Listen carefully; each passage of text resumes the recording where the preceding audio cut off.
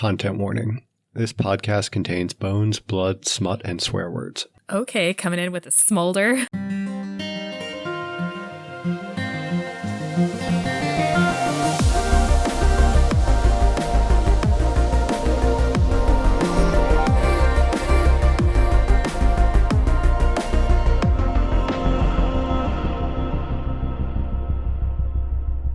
Before we get into the good shit this week, we wanted to remind you that we have a Patreon. For just $1 or $2 an episode, you get extended games, brand new content, access to our notes and murder boards, and much more.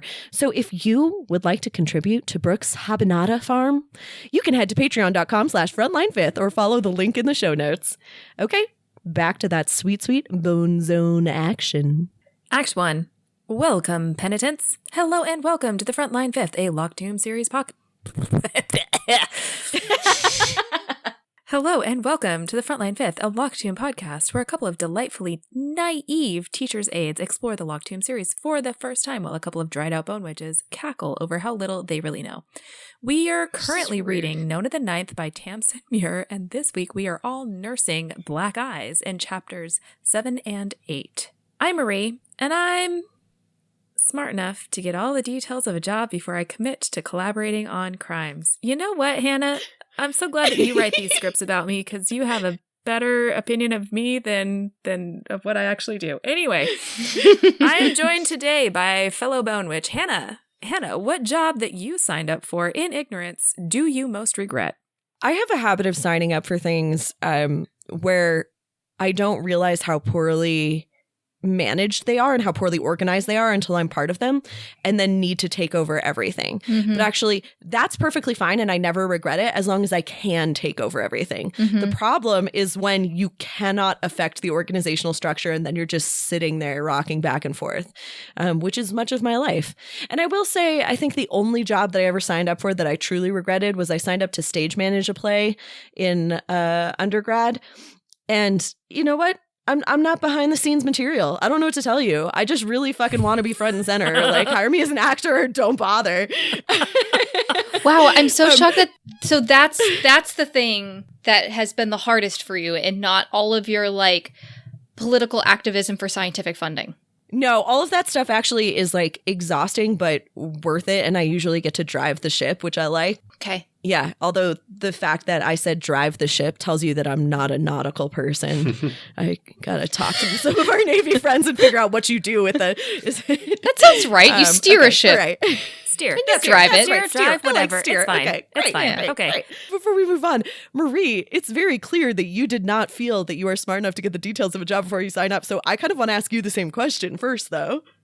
You know what? This is going to come up later in our game. Okay, great. Also with us today are the shining beacons of naivete, basically too cute to live, Brooke and John. Brooke, John, do you have any examples of situations where you signed up for a gig just before it all went wrong? Aside from this podcast. This podcast hasn't gone wrong at all. It hasn't gone wrong yet. Wait, what does it mean to be too cute to live? What's the consequence? Are you killing me? It was just a thing Pyrrha said in the chapters. Get too I was cute just to live, quoting kitty. Tamsin. Oh, I missed that. That's weird. I was letting you be It's Nona. one of my favorite, You're welcome. one of my favorite things. Don't get too cute to live, kitty. You're like, oh, okay, Pyrrha. Pyrrha's got some funny isms. I love Pyrrha. No, like Hannah, I don't choose to get involved in things that I can't affect. That being said, that's obviously a lie because, you know.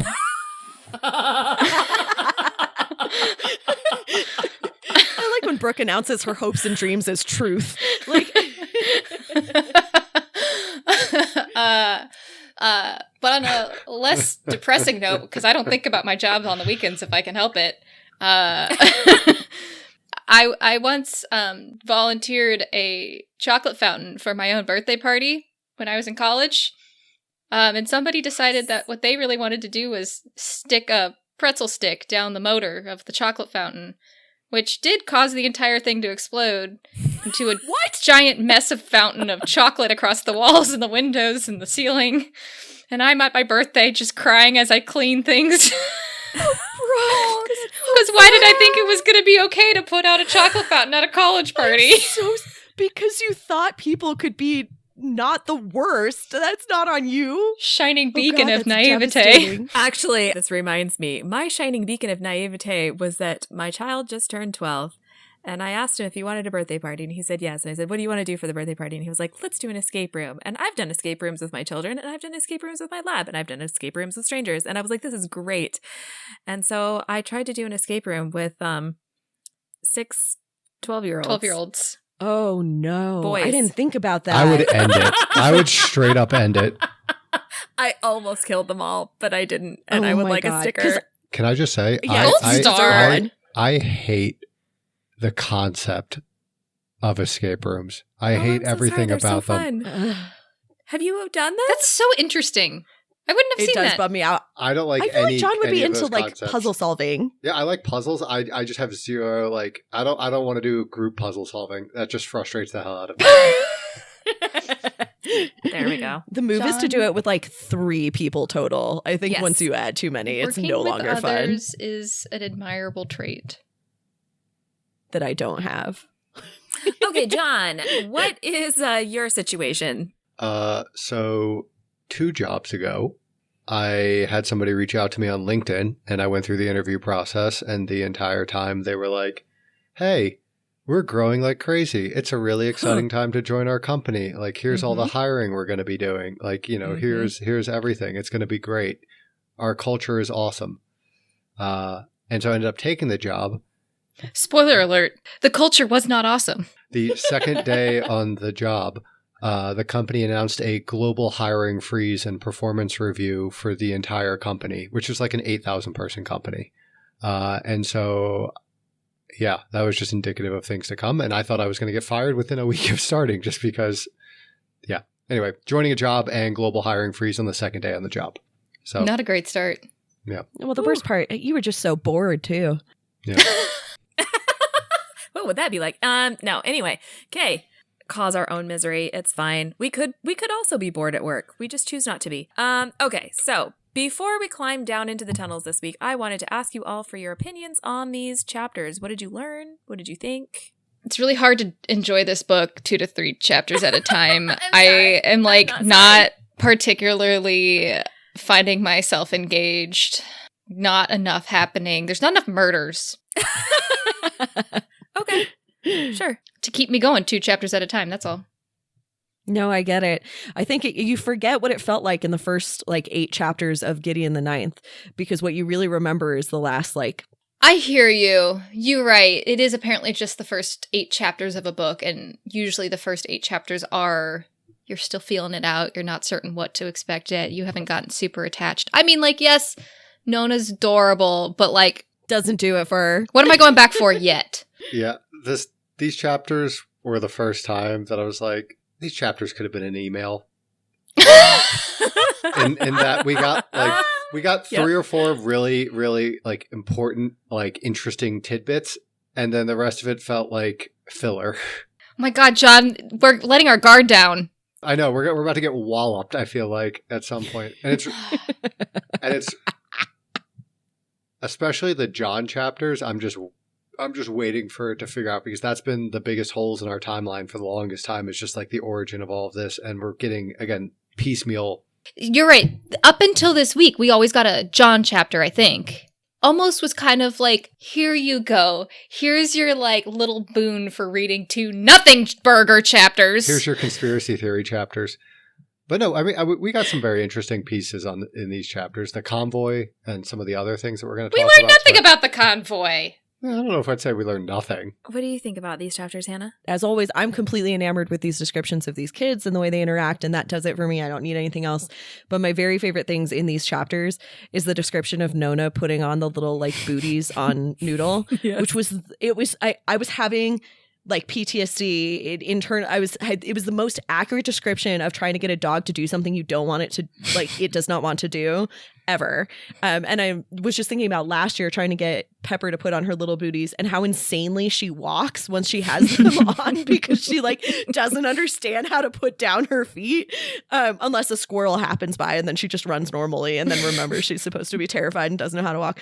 But this thing of like Noodle like wiggling out of one of the shoes and Nona's like, how dare you? And Noodle doesn't look guilty at all. Just fucking loved it. That's my favorite moment from these chapters. I think that it just, like, hearing you guys kind of be like, like this book, 2 chapters at a time. I'm like, yeah, I think I'd probably be in your shoes too, because I didn't read it 2 chapters at a time. But even still, like, most of the time you're like, what are we doing here? Like, yeah, this is fine. Like, yeah, I'm enjoying seeing Pyrrha. Like, I love Pyrrha so much. It's really interesting to see Cam and Pal. Like, what are we doing here? Like, I'm waiting for the freaking John chapter so that I can, like, try and figure something out. And all of this, none of this means anything to me. Like, why do I care about the convoy? Why do I care about the kids? Like, who gives a shit about any of this? I don't understand. So I feel it does feel almost like some like supremely excellent, true to canon fan fiction. Yeah. That's interesting. Yeah. It's just like, what would an off-world, like, no, I mean not off-world, but like outside of the house's planet look like? Like, what does the rest of the universe look like? Yeah. It's like it's almost like a day in the life. It's completely what it it very is. much is. Like, we're just It's doing literally day a in the week in life the when life. we've never, it's like a week in the life, and 5 we've never days. seen this before, and we're like a week in the life with like characters that we kind of know, but also like it's just weird. It's Literally just Pyrrha and weird. Cam playing housewife. Yeah. God, I'm so excited for you guys. I like can't even tell you. I mean, I love this book so much anyway, but this, like all of her books so far, slow fucking ramp up. And then once it ramps up, everything goes off the rails so thoroughly that you are excellent. just still spinning at the end. I'm so excited. Good. Leading the witness. It's fine. Anyway, with that, dear listener, risk the lice. Lean your heads into the middle so we can tell you all the secrets of Nona the Ninth, Episode 4. Domestic life is immensely depressing. Act 2. You can't be your own checks and balances.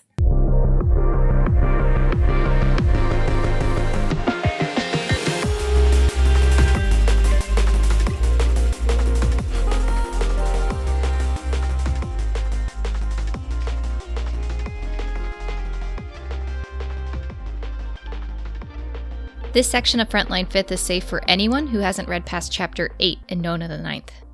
Let's recap. Chapter 7, Second House Skull. Mush for breakfast. Everyone on edge. Honesty's job goes terribly wrong. Chapter 8, Third House Skull. Noodle hates shoes. Fake phone calls. This week's chapters open with scenes of domestic bliss. Camilla wakes up Nona by dropping a wet sponge on her face, and this works in the sense that Nona wakes up but has some glaring disadvantages, and Cam categorizes it as a failed experiment. I thought this was really funny because, like, the day before she threatens to drop a wet sponge on Nona's face, I love that she follows through. And then also, I would say it's a very successful experiment. It gets Nona up right away. Yeah, but then she was like, but then I'm like screaming, and like the other people like get mad at us. And we got told that we're supposed to be quiet and not get like the militia people mad at us. So, Yeah. Wow. In any case, Nona recites her dream. It's the sitting part. Her boots are full of water. She's talking to someone, holding someone's hands, which are also Nona's hands, but she can't see her face. Nona is hungry in the dream. She's so hungry. For what? This Daddy. Dun, dun, dun. I've come around on this.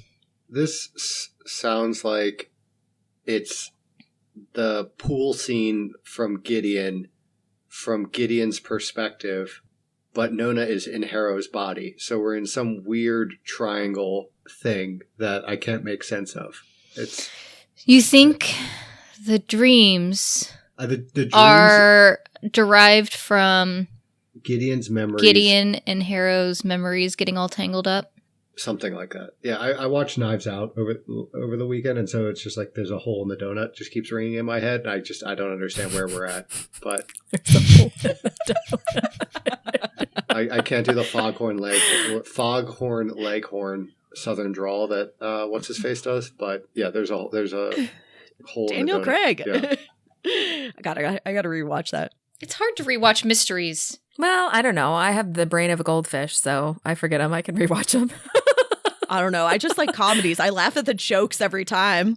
I don't need to know what, it doesn't matter what the plot is. Nona goes off to the kitchen where Pyrrha has prepared cold mush with fruit juice and sultanas for breakfast. Do you guys know what sultanas are? Raisins, right? Yep. Am I the only one who actually thinks this sounds decent? Like this, Calamities and Camilla are so fucking bitchy about we're having mush, and I'm like, actually, that sounds great. Like, It's I just want overnight overnight oats. oats right now. Yeah. I'm not a fan of overnight oats. I have a texture. I would be with Cam and Pal over like the texture. I Fair. don't like the texture. Oatmeal is one of my favorite breakfast foods, so this sounds lovely for me. I like oatmeal, but I give it a lot of texture with toppings. So My mom literally Gotta get those toppings. she stopped trying to feed me oatmeal as a kid when I like threw it up Oh, on her. all right. You know what? That is an appropriate pivot moment where you're like, it's not going to happen. It's not going to happen for us. I will die on the hill that oatmeal cookies are on the Mount Rushmore of cookies. Oatmeal cookies? Yes, absolutely. Texture. Like the taste of oats, but like the texture of oatmeal can't do it.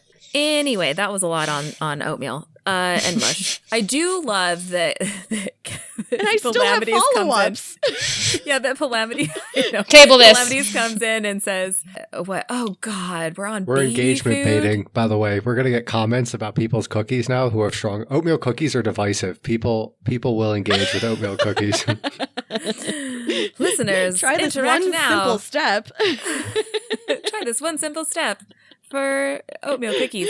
Content. No, I do love that Calamities walks in and goes, "Oh God, we're on baby food," and Pyrrha goes, "Delicious num-nums for baby." I clearly don't give Pyrrha's little asides any attention. I read it and I was like, fucking okay, rubber. you little sassy. They're so She's good. so Such sassy. good 'Cause one-offs. Also, you have to remember that she's in fucking Gideon's body. She's Yeah, been in Gideon's that's body what's so for funny about 10,000 it. years. This bulky, grizzled, looking dude who's just completely and totally ripped delicious num-nums for baby. Anyway, the city is on edge, and Pyrrha says the people she works with would happily kill each other over spilt beer. She says there are more dead bodies in the streets now than there were at the first barracks massacre. Okay. Right? Okay. Things are But starting it's to like, go I don't downhill know. even worse. That's also this description is compelling for me, though. There are just days when everything feels tense, when it feels like everyone is angry. You're just watching traffic accidents happen. No one can pull their shit together. Everybody feels off and wrong. Yep. I mean, we have, again, an unreliable narrator who doesn't necessarily see these things. So being told them is kind of interesting. Not really getting that vibe overall. Maybe a little definitely on the grunge side, but okay. Yeah, but you don't get that vibe because you're hearing it from Nona.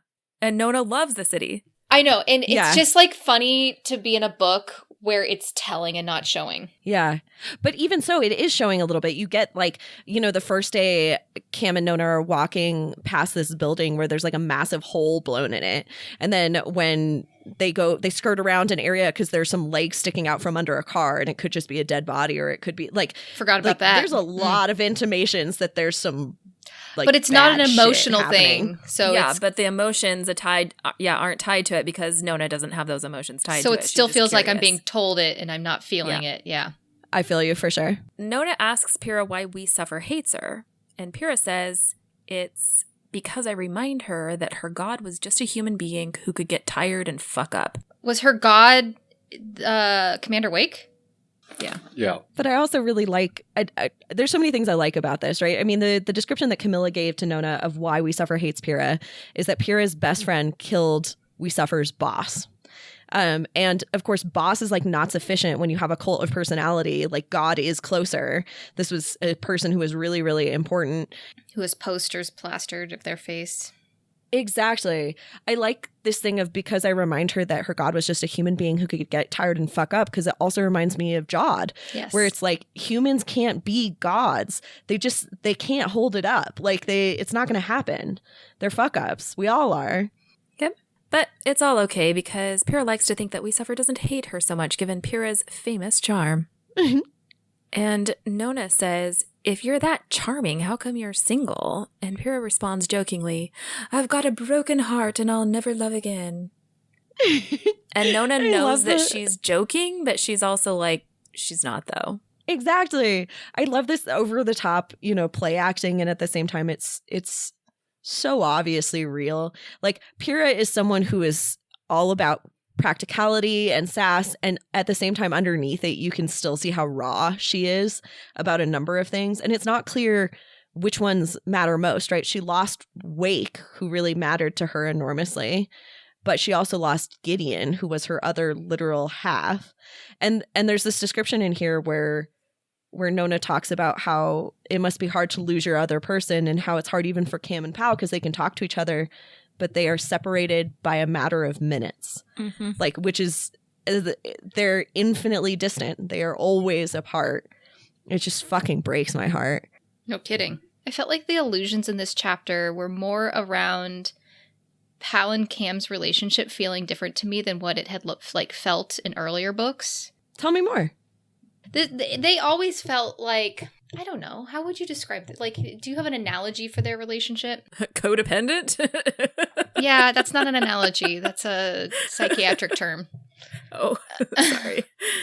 Either way, it felt like, in these chapters, it felt like far more like, romantic, I think, than I would have expected. There's like a comment that Pyrrha makes about like their letters being vomit-inducing, which was like kind of a weird one, on top of the knuckle kisses that get passed around. And it's just like, it felt different than how we'd been kind of like how I had been thinking about it in prior books. I actually think that's a really interesting insight, because it really is. I mean, initially you see them mostly as like friends and teammates, but I think they are actually so deeply partnered and so deeply a part of each other's life that it comes off as romantic, never as sexual ever, but as romantic. Yeah, I really feel that. Yeah, I think that's what I was going to say, is that I think that that's like the kind of interesting thing about these books to me, was that it clarified, not clarified, but like maybe made me think about all of these different types of love, that especially when you live your life in a very like heteronormative way, you don't think about like romantic love is always sexual. And rather than thinking about like, no, I feel very, very, very, very strongly about some of my friends. And even the way, like, I don't think that I feel romantic love for any of my friends, but I can understand feeling romantic love without wanting it to be sexual. Yeah. So it's like, I understand being in that realm and like making it like, oh, it's not like this is like some foreign, I guess it was like a little bit to me, it was like a little bit foreign of like what Cam and Pal's relationship was. But I think it's also just, I think that Nona for me is like the queerest book of all of them. And not because, and it's the same way of like saying like, okay, Gideon is lesbian necromancers, and then people are like talking about like, what are you talking about? Like lesbians, like it's not a romance or whatever. And it's like, no, it's incredibly fucking romantic. It is not sexual at all. Right.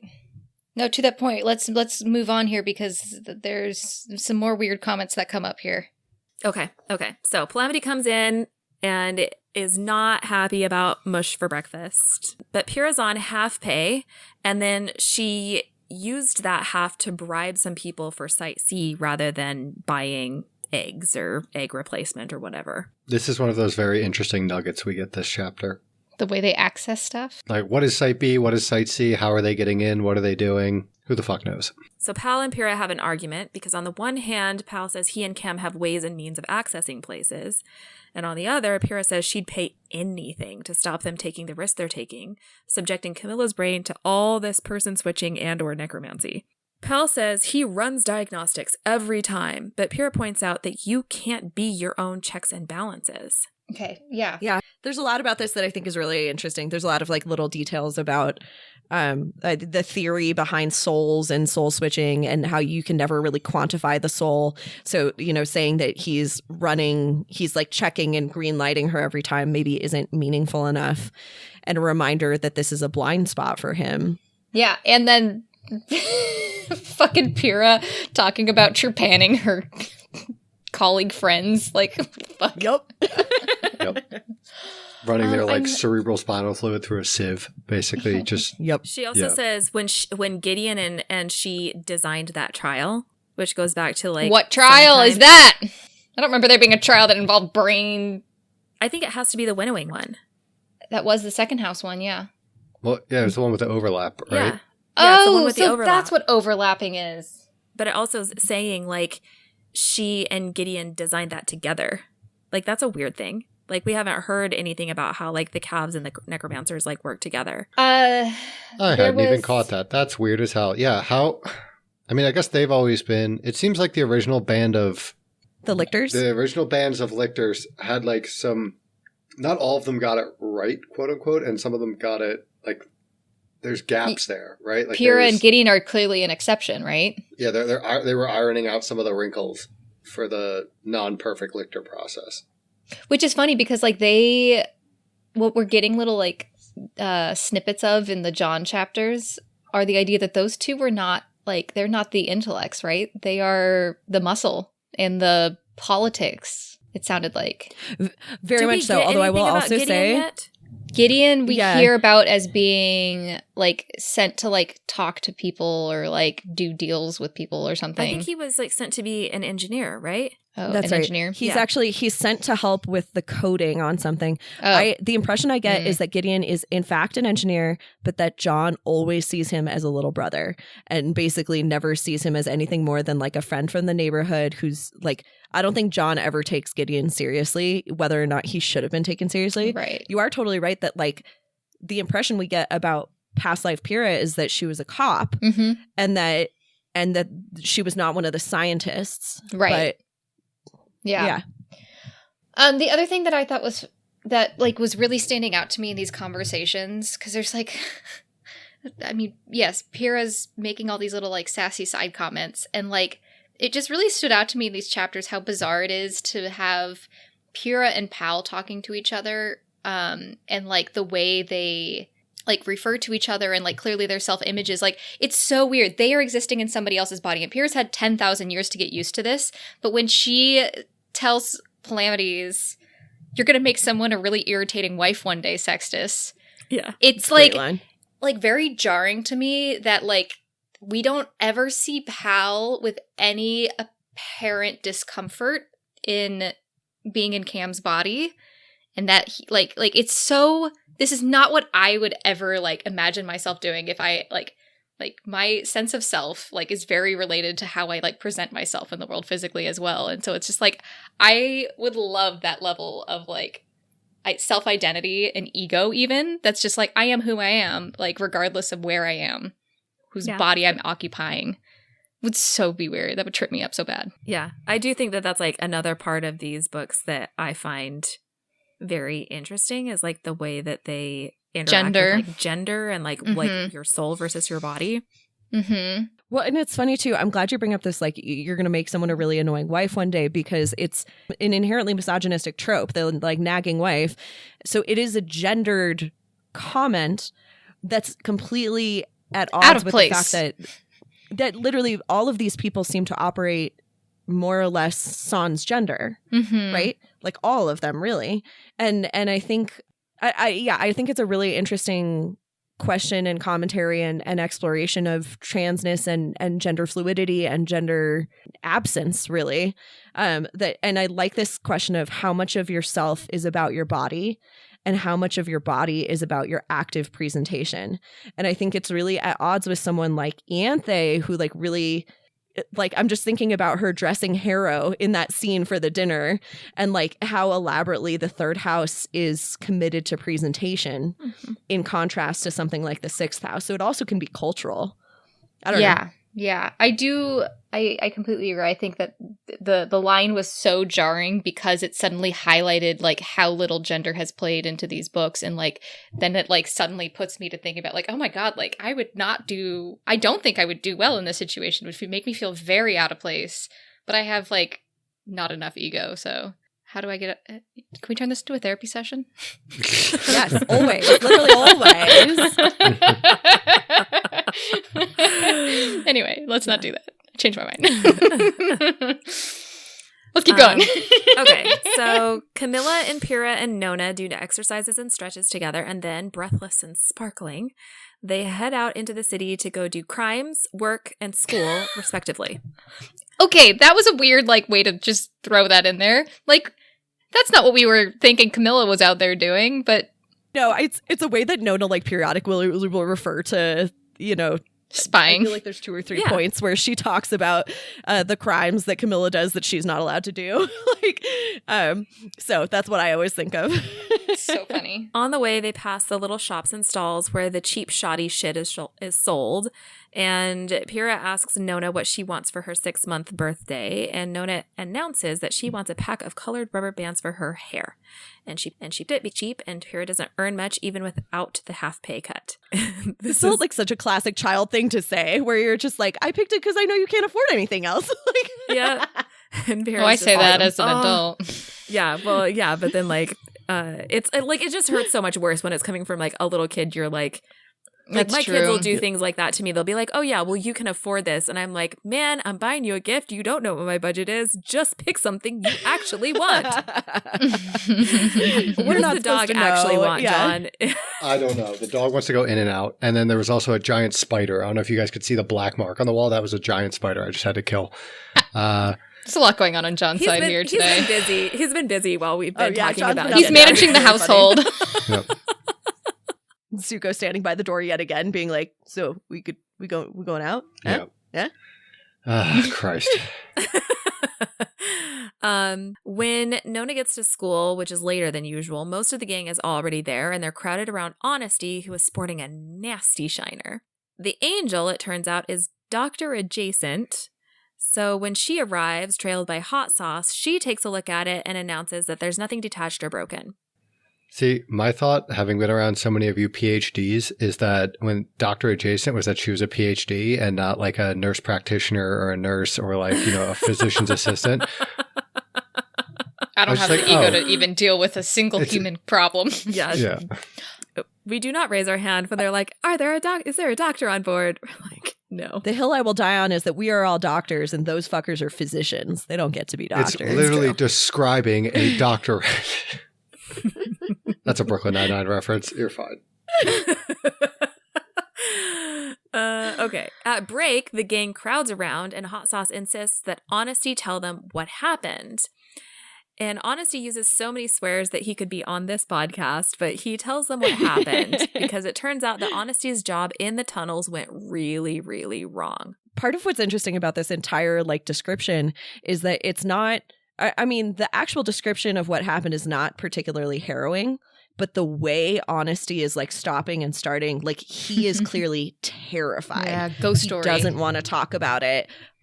Hot Sauce has to push him to talk about it. I don't know. A horde of white-eyed zombie people all staring at you in unison sounds kind of harrowing, to be fair. Yeah, it sounds a little creepy. So, what happened was the job was stealing air conditioning units off of mega trucks. So they drop a guy down on top of one of the mega trucks, and then he unscrews the unit, and then further along, there's a crew that's ready to scoop up the guy and the loot. And Honesty works the net because he's not afraid of heights. And the system works perfectly the first 2 times, but they try a third and things suddenly go off the rails because they accidentally try to rip off the convoy. Honesty's team gets called for pickup, and the guy is out of his mind terrified, saying, "Go, go!" And they all scramble back up to the vehicle, and the guy keeps saying, I fucked up! He explains that he landed on a truck, and when he crawled down into the vent pipes to get the unit, he looked down into the cargo trawler, and there were people there just sitting around. And all at once, they look up at the exact same time with identical whiteout eyes. And the man keeps saying, they saw me, oh my God. Hey, do you think that's a deliberate dichotomy with God? The whiteout eyes being the opposite of his oil slick black eyes. Oh, that's interesting. I didn't catch that. That's very interesting. Aren't the white eyes what show up when you get possessed by whatever the fuck? No, you get mouth eyes. Oh, Yeah. That's right. Yeah. And then it's around this point that Honesty's crew realizes that they're being followed because there's militia trucks pulling up behind them. The adults get Honesty out of the car, and he runs like hell, but he's not looking where he's going, and he nearly brains himself on a streetlight. And that's why he has the black eye. Which is so classic. You're like, Yeah. I did this dangerous thing, and I actually sprained my ankle getting off. By or tripping. whatever it is. Yeah. Yeah. Sounds about right. Responsible adults getting the kid out of the way. Yeah, I actually. thought that was nice for a bunch of Truly. thieves. Mhm. Yeah. Moral code. Well, class is starting up again, and it's time for the hour of science. So it's time for Nona to take Noodle out. And it's so hot today that the angel asks Nona to put on Noodle's pattens, which Noodle is not a fan of. Mm-hmm. Is this a meme? Because it just was hilarious. He sounded like 1.5 horses. It's I forgot so what this funny is. to describe anything. Because sounding like the sound of a horse is distinct. The 6-leg thing makes it hilarious. Because now I've got no idea what that sounds like. 1.5 horses. That makes perfect sense to me. So funny. It just sent me. It's the dumbest things that make me laugh. I thought that it was Is that really a meme? a meme, but maybe it's not. But he is just Maybe 1.5 it's just horses. a perfect description. It's It's a perfectly useless description. Also, Hot Sauce is still investigating, and she still needs Nona to be on lookout. So she tells Nona to pretend to make a radio call by covering her mouth. And Nona feels like a fool. She's saying, like, there's nothing radio-shaped out there. I can't do pretend, like, blobby-blobby. And Hot Sauce just says, like, just pretend that it's, like, pocket size and just cover your mouth. So Nona feels like a fool because she doesn't know how to pretend or what to say, but she holds her hand cupped to her ear and she makes a pretend call to Crown for as long as she can think of, which is about 15 seconds. And then she sits back on a bench in the shade and falls asleep. Why was this a third house skull? what a great question, Brooke. Is this your crown thing? Crown being Cronobeth? Yeah, I assume so. That's the only thing that makes sense. Well, if you can all wrestle your dogs into some booties, we can move on because it's time for a game! Interstitial. I gotta know for market economics.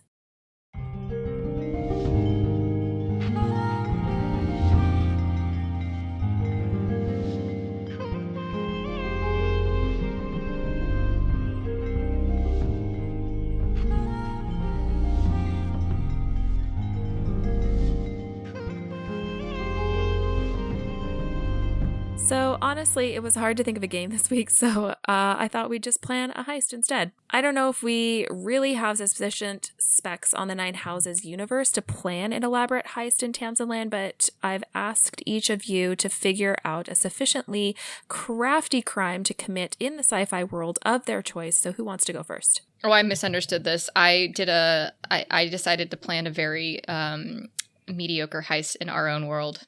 I mean, I did too. I have a locked tomb heist. That's going to be much better than mine. I don't fit the job description of heist planner particularly well.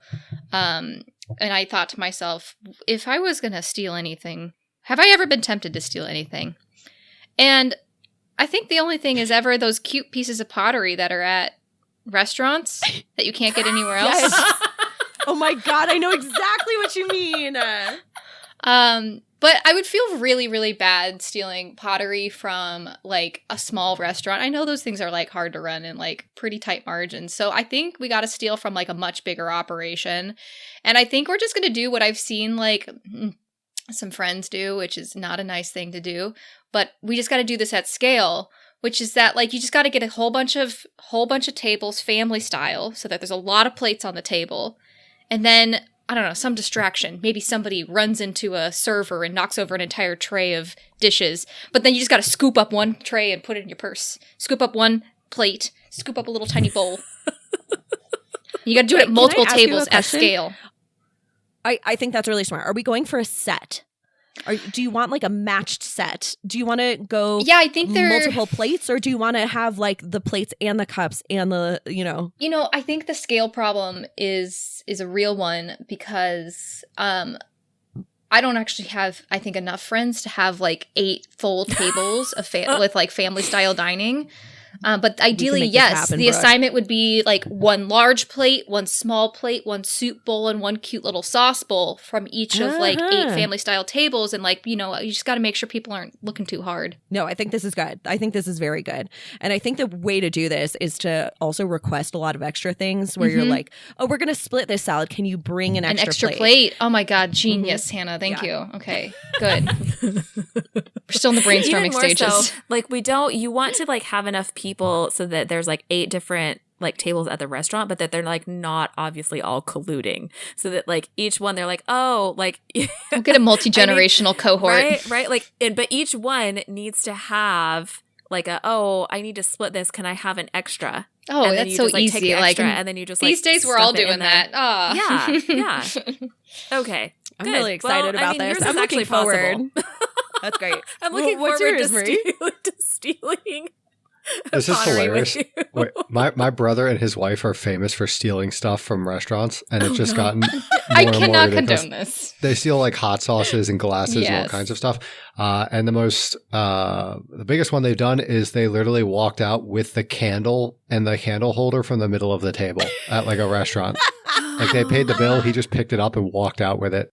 I just can't do this sort of thing. This Me is neither. I had a funny experience. We were playing a dumb like dare based game with a friend that was odds based, and you were supposed to say like the likelihood that you would do a thing, and then you ran a random number generator, and if you got that, then you had to do it. That was kind of the game. Anyway, and so one of the people asked me about like stealing a small. It was a little like silver like cream pourer in a diner. Yep. Okay.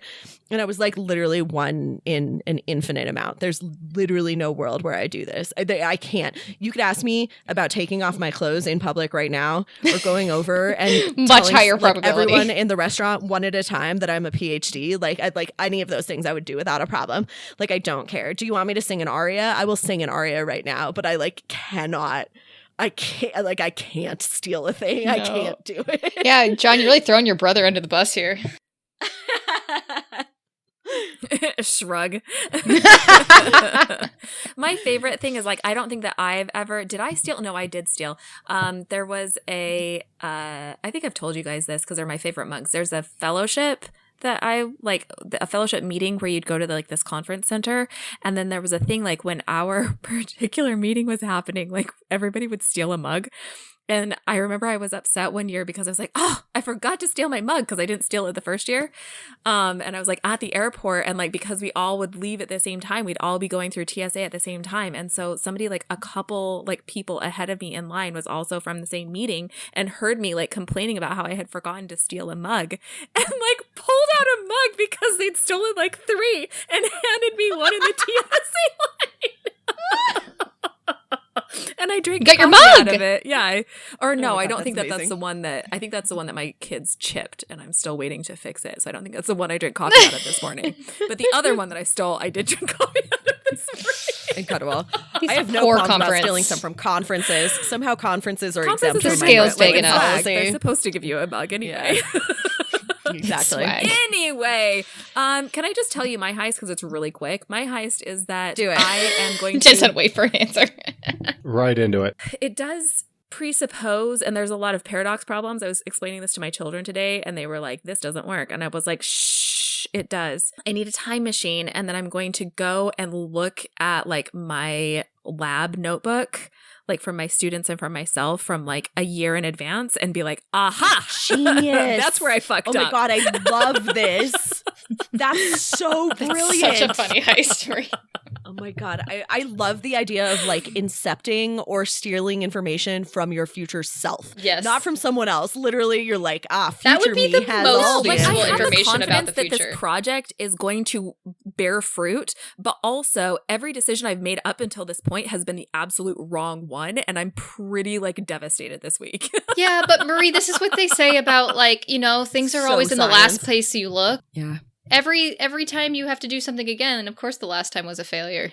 That's true. You just have to remember that the last place you would look is 2 years in the future. And I think that Marie's idea is completely brilliant. That's why they call it research. Shut up! Shut up! Shut up!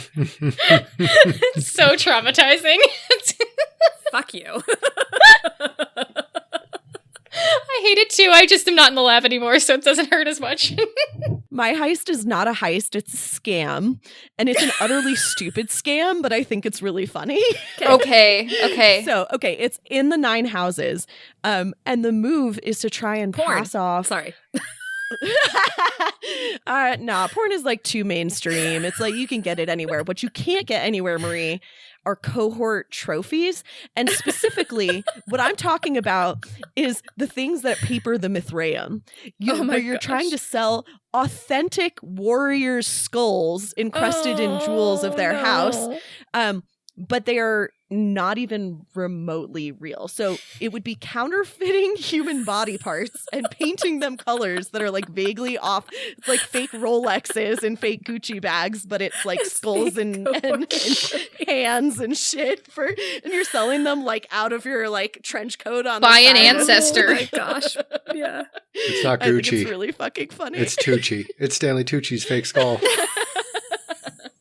No. The best part of this scam and the reason it's so utterly dumb is that I have no idea what portion of the population is necromantic, but any necromancer would know. Like I'm imagining immediately making this out of like paper mache, No, basically, it requires and being like, oh yeah, Yeah. that's the real shit. Yeah, that's true. That's true. Mithraeum's chock full of bones, man. Oh yeah. I mean, you could heist the Mithraeum, but like, why when you could just counterfeit Doesn't it? seem Anyway, like the okay, right that's move. me. John, what's yours? So I went in a completely separate direction than all of you. So my heist team is Benjamin Gates, played by Nicolas Cage, and Yes. Danny Ocean. Nice. Yes. Obviously. And then Mary Poppins, Mrs. Oh, Doubtfire. excellent choice.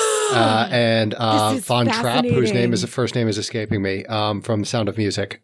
Which one? Action. The dad or the the woman. Maria Von Trapp. Maria Von Trapp. Yeah. Thank you. Hell yeah. Wait, so you have two separate people played by Julie Andrews. No. Yes. What? Mary Poppins and Mary and Oh my God. Maria.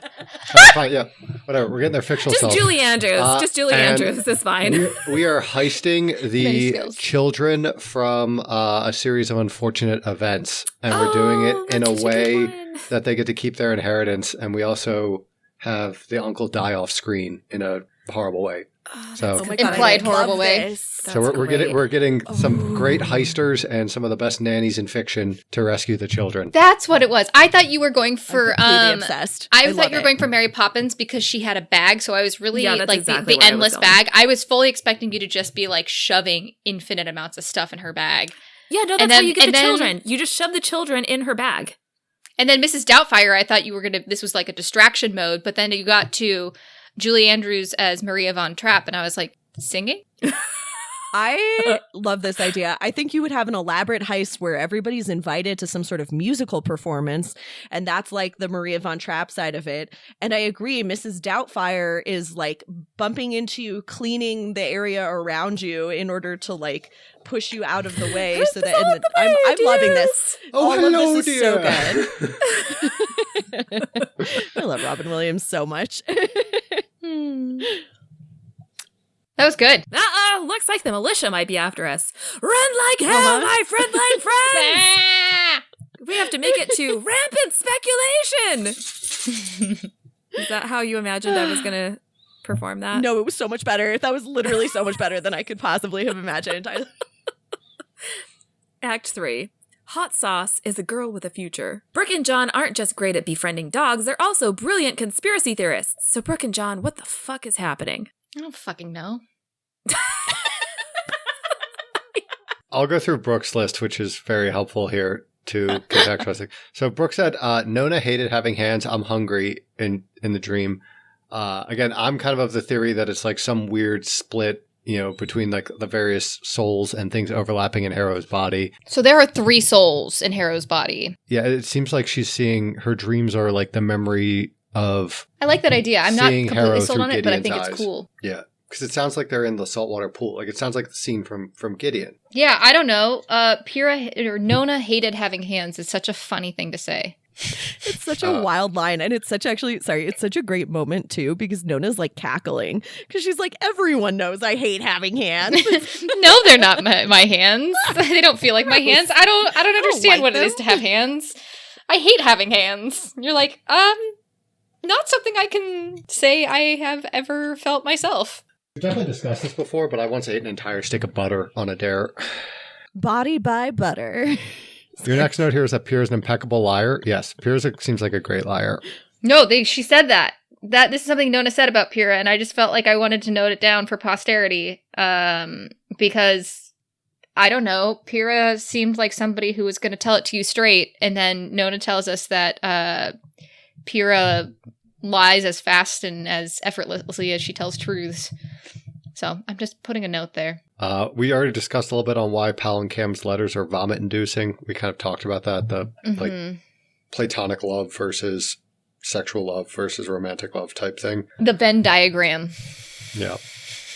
The brain fluid note thing that we got was very interesting because... Yeah, I like that was definitely the winnowing thing, because I wasn't sure what overlapping meant either, but that makes sense. The overlapping being seeing through someone's eyes. And so that's really interesting. So, like, I think that when we read Gideon, we put a lot of stock into, a lictor basically means that a necromancer goes into a calf's body, and this is training a necromancer to see out of a calf's body. And then that never, like, happened, right? It was the flip-flop. So then, like, that just got left behind as, like, a trial that allowed a necromancer to see outside of a calf's eyes, which ended up not being a thing that ever is used by a lictor. So what the fuck is that test about? Point.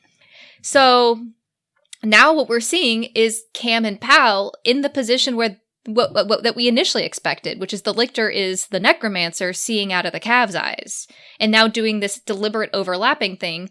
But then also the people who made the test, who trained people to be able to do this while they were still in two bodies, is advising they don't do it. I don't know what to do with that. It's weird. It's weird. But it also implies that there's like some corrosiveness of the spirit to like the nervous system or the brain or the body. To me, I guess I wasn't able to separate out what made sense as something that might be corrosive, which is putting thanergetic energy on Cam's brain. Yeah. Or Cam's body in general, which is not a necromancer body. So, like, the idea, like, this is what I talked about last week. It's like, how is this even possible? Like, we were told that, like, necromancy, to be fair, it was a non-certain statement, non-scientific even for these books of saying, like, necromancers tend to have extra activity in this extra organ that, whatever. Like, it's not, that's a correlation, not a causation. But kind of weird to think that Cam, who is not a necromancer, her body's able to perform necromancy when they overlap. And Pyrrha says that, are you checking her white blood cell count? And that could mean that, is it very high immune and reaction. It's treating it as an infection, or is it very low and it's like an immunosuppressant to, basically have a foreign body take over your body for a while? Like, but it's a soul, so it shouldn't have like an attackable presence. Yeah, there's something weird there. And then the white-eyed like zombie people in the convoy. We just know the convoy is rolling through the underground tunnels and picking up white-eyed zombie people up? that all... You think they're picking them up? Or transporting them? I don't know. Yeah, that was my sense. They were being transported, but we don't actually have any. Almost seems like a horde situation, or like they're all like in unison, right? Like they all look out as one. Yeah. So like that gives me like the Flood / like Halo vibes, where like there's like a grave mind, basically. Like there's like a mind that's like control. I don't know. I think let's take that a step further. So eyes are very important to this series, right? So what can we learn about them having white eyes? That would suggest, and the fact that they're all in sync, they all have the same colored eyes. This might suggest that they have lictored something with white eyes. Or their souls got like stolen out of their body.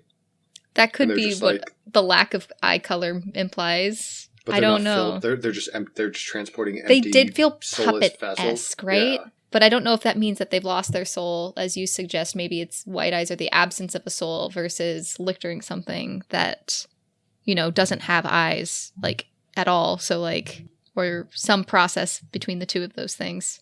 I don't know. Yeah, I don't know. I don't think we got much this week for conspiracy theories. I'm sure we'll have more next week when we read the next The wide-eyed creatures, what a thing to just drop in there. That's really fucking spooky, man. That is a big drop. Can I just tell you a story that is just not related, but is funny, and I thought of when you were talking about this? You were talking about like hive mind and everyone like that, the creepiness of everyone like looking at once. And I had a really crazy experience once at a circus class. I'm always late. I am late 100% of the time. Okay.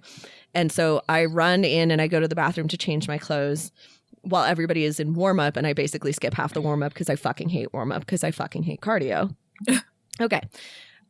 So I emerge from the bathroom and everyone in the entire gym, this is like 30 people all at once, their heads snap towards me and they look me dead in the eyes. And I was like, holy shit. And then their heads snap back the other way. And it turned out they were literally just warming up their necks, looking left and right. And it was just like the timing of it was like this perfect moment. And all, anyway, okay. But they did not have white eyes. So, not entirely the same thing. That would just really level up everything wrong. These people don't seem like they have experienced the creepiness of necromancy on average, these people on this planet. So like this being your first exposure would be severe. Yeah, that's a good point. We talked about this a lot in the first season when we were covering Gideon, just how, and we talked about this with their use of words, wizard versus necromancer and everything. Mm-hmm. If you're just a random person on a planet and an army of necromancers and their like murderous partners show up, you just be like, holy hell, this is crazy. Like, especially if you have like no exposure. There doesn't seem like there's any other magic system in the universe. So like it would be like if somebody showed up to us and was just like, hey, by the way, I've raised the dead and can control skeletons and stuff. You'd be like, what the fuck? That'd be insane. Scary. Well, we'll see if any of these theories pan out next time when John and Brooke start moving other people's hands in Note of the Ninth, chapters 9, 10, and John 15:23. What the You fuck is are happening? fucking evil with these, Hannah, is all I have to say.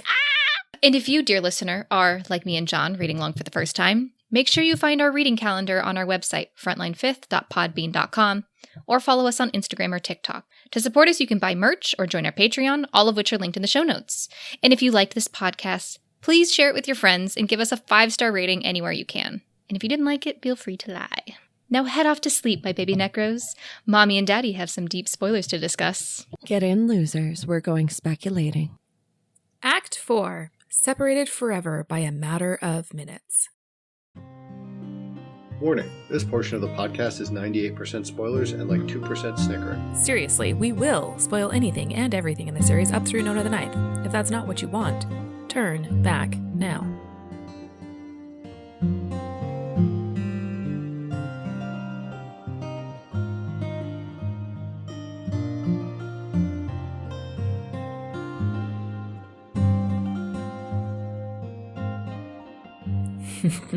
Well, hello. Hello. What do you want to talk about first? I think we should go along with the skulls because I did not do a good job with my face. So the Skull Watch was chapter 7 is second house and chapter 8 is third house. And Brooke had brought up that she was wondering if the third house was just because we think crown is corona. And I think that is the answer. That is the answer for third house. Yeah, for chapter 8. There's no other reason for it to be third house goal. It's just to tell you that that's who crown is. Yeah. Chapter 7, second house, I think is... For Pyrrha? Yeah, I don't know. I think it sometimes tells you like where to look, who to pay attention to. And I think like actually a lot of the interesting information we get in this chapter is from Pyrrha. Mm-hmm. So, and I think honestly, this and like the sunglass switch in Hera was the only reason why we started doing Skull Watch anyway. Yeah, that's probably true. And I think it's because literally like this is a huge hint ahead of time for who crown is. Yep. Which of course are stupid, awesome newbies that already picked up and already decided it was Corona Beth. Yeah. It's fine. Like they don't understand. Like they're picking up all of the right things, but there's no way that you can know why these things are important until way later. So it's fine. Yep. Do you want to talk about Nona's dream? Because it's such a fucking weird dream. It's the pool scene. I disagree. Everybody is on the pool scene, and I really disagree. The last dream I could have seen as the pool scene. She feels like she's being held and pulled down. That feels accurate. This one is they're sitting. They are holding hands and her boots are full of water. And none of that actually makes sense for the pool scene where they're like kind of floating around and barely touching the ground. They sit on the edge later. Later they sit on the edge. Okay. I don't remember if like it might be Hera is the one who doesn't actually strip down. It might be Gideon who like goes in like fully clothed. They do take off some. One of their them clothes. still have. Yeah. The red eyes is the skeletons. That's different. It's Hera's skeletons that she lines around. Eyes all around us, red eyes. Fuck, that'll work beautifully. Yeah, it's the pool scene. All right. All right, we'll give it to you. You were right. I take it all back. So the only anomalous thing is that she's hungry. She's so hungry. What is another way to be hungry, especially if you're someone who doesn't like... You're taking it as straight lust? Yes. Interesting. Or like want, not even necessarily lust, but like you need something. It just weirdly feels like a lecto, not like Nona or Hera or Gideon, to be hungry. Feels like, and maybe that's just wrong. I mean, I can also see it like being that Hera doesn't pay any attention to her body, or that Gideon is always hungry. Like, I would buy those as well. But I always take that as an illusion of like, they just have like... It's about yearning. It's not about... Yeah, it's yearning. Yeah. It's not hunger. It's like a different kind of hunger.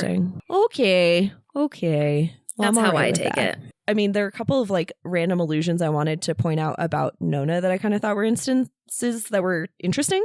Part of it is I'm so obsessed with this thing of Nona preferring to chew on things that are not food. Yeah. So we've got the like nibbling on the bones, right? But then also she like gives away her fruit, which is these berries on stems, but she likes chewing on the stems. Mm-hmm. And she likes the mush because it was so different from normal food that it's easy to swallow.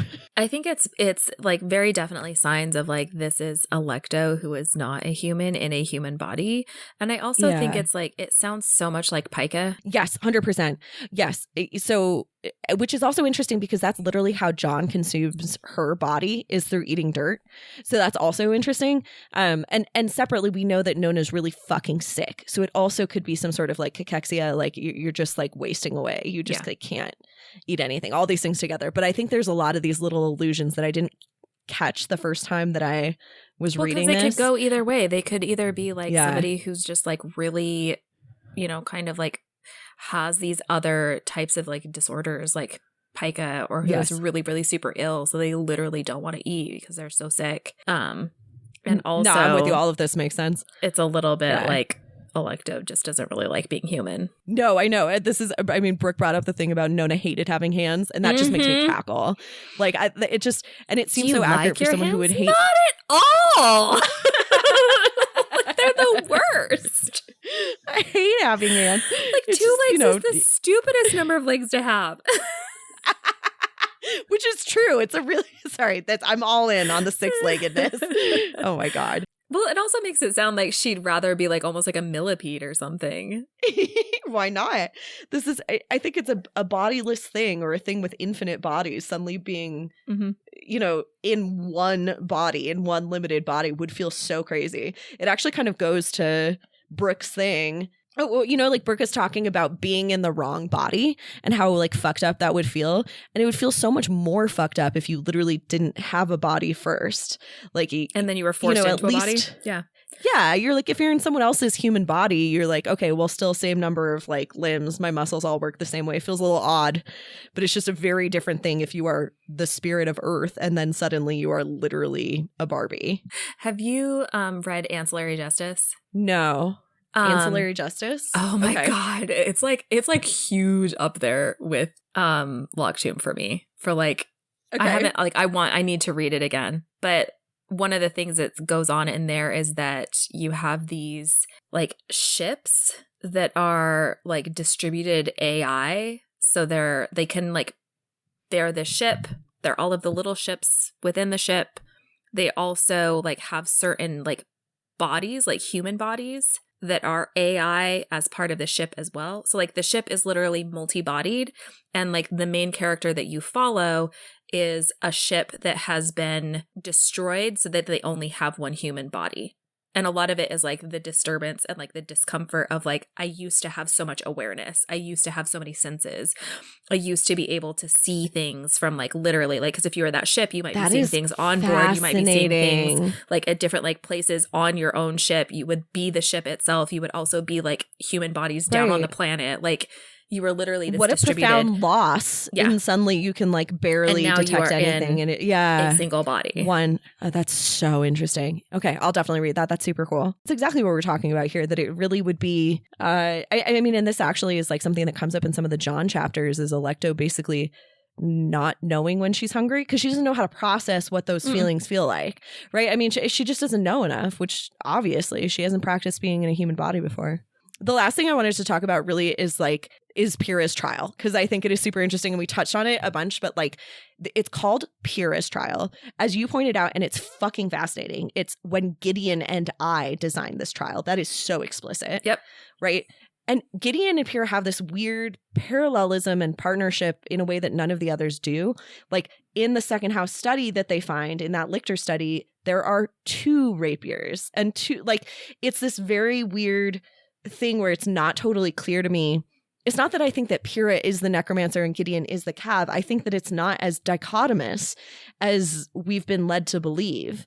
And that they're both people who are like thinking and exploring together and potentially have this ability, maybe both of them, maybe neither of them. But it's like, I think it's way more complicated than one necromancer, one cav when it comes to Pyrrha and Gideon. There's some weird shit here too. So Pyrrha says that she used to crack his skull and sieve it myself as a control variable. Is that looking at the cerebrospinal fluid of someone who was not the person being possessed as the control? Is that because, do you see what I'm saying? Or is she the one who's sitting there and Gideon's in there fighting the bone monster? I literally don't know. Yeah, I don't know. Like maybe like to compare hers to his. Yeah. And I think all of the like things we were talking about today were like a really good point. It's not just a question of someone seeing through your senses. They're talking about overlap. And we've talked during Gideon the Ninth about whether there's some degree of like reciprocal exchange. Is Gideon seeing things that Harrow would have been able to see with these lights that she can see there? And Harrow's like, that should not be possible. To what degree is this exchange? To what degree is this overlap? Look at this though. I used to crack his skull and sieve it myself just as a control variable. The only other people I put through that damn trial were Mercy and Chris, only because Chris didn't mind being trepanned on the regular. Chris was the cav. Yes. So why is she trepanning Gideon? That's what I'm saying is like it initially to me, aside from it being a control variable, which maybe is like, okay, you're doing someone outside of the trial, or although if you were going to do that, just do someone else. But it's clear that it's the cav being trepanned. And so at that point, is Gideon the effective cavalier and Pyrrha's the effective necromancer, or are they like trading places and experimenting? There's something fucking different here. Pyrrha is not a cavalier. Yeah, there's something fucking weird here, and I don't totally know what it is. Yeah, that's gonna be weird to see if like we ever totally get this. I also love that like we get a weird little thing with the timeline of being like, okay, what does this mean? Of being like, oh, do you think she's ever had, like, give her a break. Do you think she's ever had a birthday present? This is also Pyrrha, like, basically reading it as, like, this must be Harrow. This must be a weird version of Harrow. This must be a weird version of Gideon. 100%, because she definitely, I mean, she deliberately and specifically alludes to, I visited her hometown back before Anastasia got settled. So she's reading it as though Nona is derived from the ninth house directly, which, I'm with you, which is kind of weird. It's also a funny thing to hear that I visited her hometown before Anastasia got settled and it was grim as fuck then, which spooky caves all the way down. I think this, like, there kind of was a friendship with Pyrrha and Anastasia. You know, I like almost hope we get more of these glimpses into the past and get more of a sense of what's going on in Alecto. Yeah, weird. When do we get the thing about painting? No, we've already got the thing about painting a nursery. Right? When do we get Brooke that? I think Brooke said something about painting a nursery mint green. Everything's so mixed up for me at this point. I thought that came at the end of Nona the Ninth when they're actually there. I don't know. I don't know the answer. We'll have to look it up. Yeah. I don't remember now. But either way, Pyrrha is just like, has a fascinating past that I really, really want to understand more about. And I think that specifically whether or not she has, who gets necromancy? What is a necromancer is an interesting question. And whether Pyrrha is part of that and whether Pyrrha and Gideon is like a normal peril or, you know, a normal setup for a Lichter pair is not obvious to me.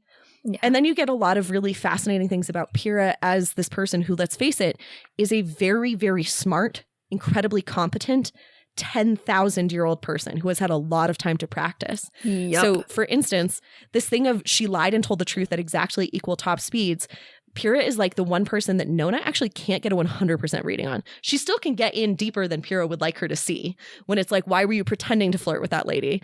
Or, you know, knowing that she really is a little heartbroken. But it makes me wonder if there are things that Pyrrha is lying to us about that we don't realize, because mostly we rely on Nona to be able to see through everybody's shit. And I wonder if it's like she told the truth and lied at equal top speeds. I wonder if that's one of those things where it's like Nona knows that it's a lie, but Pyrrha doesn't realize it's a lie because it's a lie she's been telling over and over and over again. Ooh, I love that. I absolutely love that. Yeah, I think it would be really, really hard to tell, actually, at what you've convinced yourself of and what you... yeah. The other thing is knowing something is a lie is not the same thing as knowing what the truth is. You just know that it's not that lie. Yeah. Pyrrha. Well. Act 5. See you next time, my little nunlets. Well, it looks like we've got some militia people to run away from, but we will be back next week to go swimming in Note of the Ninth, chapters 9, 10, and John 15:23. If you want to follow along with us, our reading calendar is available on our website at frontline5th.podbean.com, and you can follow us on Instagram and TikTok, which are linked in the show notes. If you enjoyed this podcast, please tell your friends and give us a 5-star rating anywhere you can. And of course, if you didn't enjoy the podcast, lie. We have a Patreon, which you can join for access to bonus content every month. You can become a patron, and their bullet wounds probably heal up quick, but we definitely aren't going to test it, at patreon.com/frontline5th. And you can check out our merch at our Redbubble store, linked in the show notes. Finally, if you have any fun theories you'd like to share with us, feel free to email us at frontline5th@gmail.com. With that, I'll just remind you not to unlock any tombs or entertain any doors without permission because, you know, ghosts. Bye! Frontline Fifth is a Locked Tomb podcast conceived by Maria Adamako and starring Maria Adamako, Hannah Grunwald, Brooke Anderson, and John Ryan. Our cover art was designed and created by Maria Adamako, who also edited this episode. Our fabulous music was composed and recorded by Blake Anderson. Sonia Grunwald designs our killer merch. Ha! Gorgeous. The Locked Tomb series is a completely dope-ass book series by Tamsin Muir, who does not know we exist and is in no way affiliated with this podcast. For now.